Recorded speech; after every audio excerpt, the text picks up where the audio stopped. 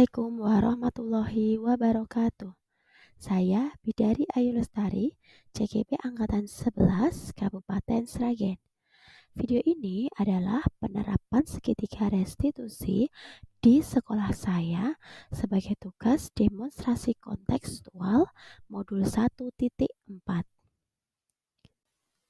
Sebelumnya, saya akan menyampaikan tentang restitusi. Yang pertama yaitu pengertian restitusi. Restitusi adalah proses menciptakan kondisi bagi murid untuk memperbaiki kesalahan mereka, sehingga mereka bisa kembali pada kelompok mereka dengan karakter yang lebih kuat. Ini menurut Gusen tahun 2004.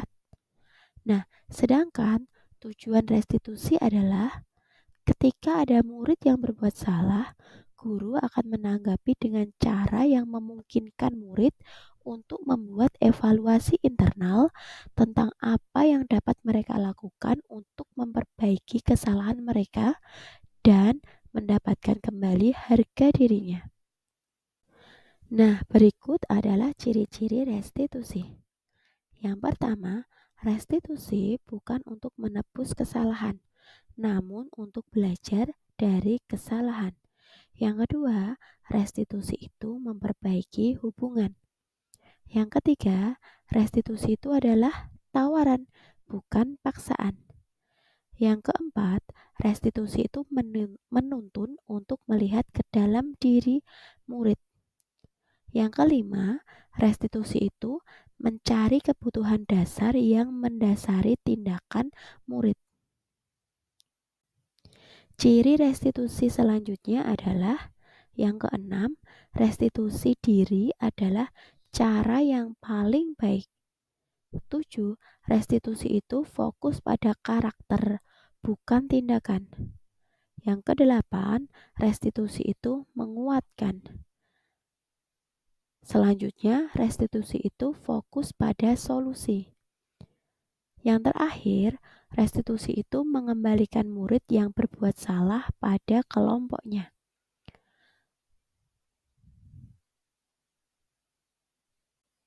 Nah, berikut adalah tahapan segitiga restitusi.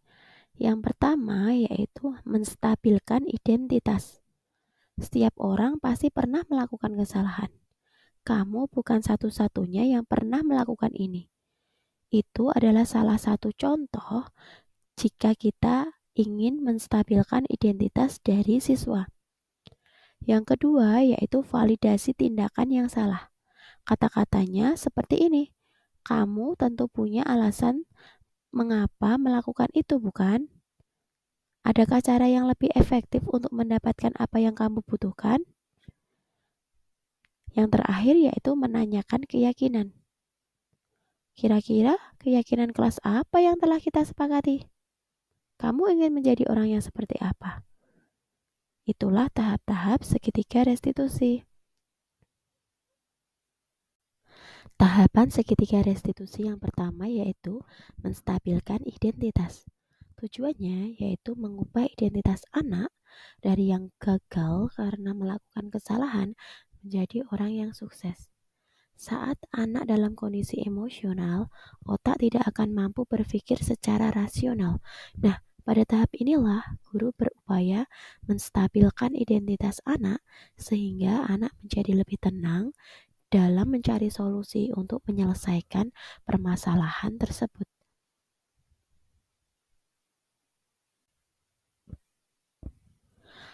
Langkah segitiga restitusi yang kedua yaitu validasi tindakan yang salah. Nah, pada langkah ini, guru berupaya memahami kebutuhan dasar apa saja yang melatar belakangi anak berbuat kesalahan. Karena pada hakikatnya, segala tindakan manusia itu pasti mempunyai maksud dan tujuan, baik itu baik atau buruk. Nah, tugas kita sebagai guru yaitu memahami alasan apa saja murid berbuat kesalahan agar murid itu mudah dipahami. Langkah dari segitiga restitusi yang terakhir yaitu menanyakan keyakinan. Menurut teori kontrol, pada dasarnya motivasi itu terlahir secara internal dari dalam diri murid sendiri. Nah, ketika langkah 1 dan 2 telah tercapai, maka anak akan siap untuk dihubungkan dengan nilai-nilai apa saja yang dia percaya dan berpindah menjadi orang yang dia inginkan. Nah, berikut adalah contoh penerapan segitiga restitusi di sekolah saya, yaitu SD Negeri Kedaung 4. Saya mengambil contoh 2 kasus, yaitu kepada Mbak Widi dan kepada Mas Ian. Kasus yang pertama, Mbak Widi adalah siswa kelas 4 SD Negeri Kedaung 4. Mbak Widi seharusnya menjadi peserta kemah pada tanggal 14 Agustus di lapangan Mojodoyong. Tetapi saya mendapat laporan dari guru yang mengampu pramuka bahwa Mbak Widi tidak mau ikut kemah karena pada tanggal tersebut omnya menikah. Tetapi setelah saya konfirmasi dengan keluarganya, omnya ternyata menikah pada tanggal 17 Agustus. Lalu saya memutuskan untuk berbicara dengan Mbak Widi. Berikut cara saya untuk penerapan segitiga restitusi pada kasus Mbak Widi. Mbak Widi, guru mau tanya, katanya Pak Widi, Mbak Widi mau ikut pramuka ya? Iya, Bu. Kenapa Mbak Widi nggak mau ikut kemah? Karena omnya mau nikah, Bu. Oh, omnya mau nikah. Mbak Widi suka dong mau kemah. Iya, Bu. Emang kemahnya nikahnya tanggal berapa? Sabtu tanggal 17, Bu. Oh, tanggal 17. Kan kemahnya tanggal berapa ya? 14, Bu. Oh, tanggal 14. Kan kemahnya tanggal 14. Omnya nikah tanggal 17. Kenapa Mbak Widi nggak mau ikut kemah, Bu? Karena panas-panasan, Bu. Oh, panas-panas. Oh, panas-panasan nggak suka berat. Gue juga suka ya panas-panas ya. Berat ya? Iya, Bu.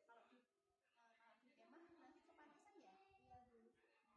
Jadi kira-kira yang dilakukan Mbak Widi itu baik apa enggak? Enggak, Bu. Oh, yang enggak baik. Sudah berbohong, Bu. Oh, sudah berbohong. Karena enggak mau nanti berbohong ya? Iya, Bu. Kira-kira cara memperbaikinya gimana, Mbak Widi? Mau mengulangi lagi bohong lagi nggak? Enggak, Bu. Nah, berarti Mbak Widi nggak mau berbohong lagi. Nggak mau berbohong lagi. Memang semua orang itu juga kadang bisa bohong ya. Tapi gimana cara memperbaikinya? Ya. Jadi kira-kira nanti kalau pas kemah mau ikut lagi nggak? Ya, mau ikut. Nanti mau ikut kemah sama teman-teman. Ya, Bu. Nanti disuruh bilang sama Mbak Vici ya. Ya, Bu. Nah, sekarang Mbak Vici boleh kembali ke kelas. Pelajaran selanjutnya ya. Kasus yang kedua adalah Mas Ian. Mas Ian adalah siswa kelas 6 SD Kedaung 4. Mas Ian sebenarnya masuk dalam grup lomba PPB. Tapi karena Mas Ian keasyikan jajan, sehingga dia terlambat untuk mengikuti lomba. Dan akhirnya digantikan dengan teman yang lain yang sebenarnya tidak tergabung dalam grup PPB.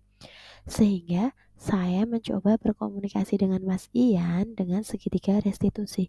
Berikut komunikasi saya dengan Mas Ian.